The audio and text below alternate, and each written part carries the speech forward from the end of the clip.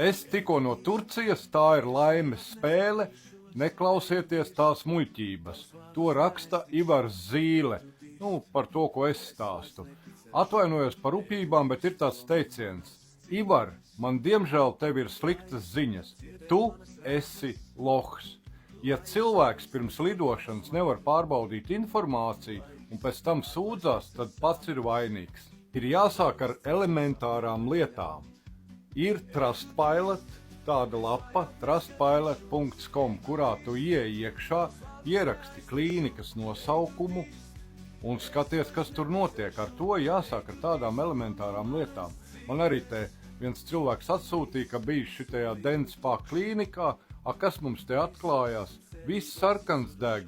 Reku ir atsauksmes, ir nopirkts, viss te deg sarkans. Cilvēks nav paskatījies un sūdzās, ka slikts klīnikā.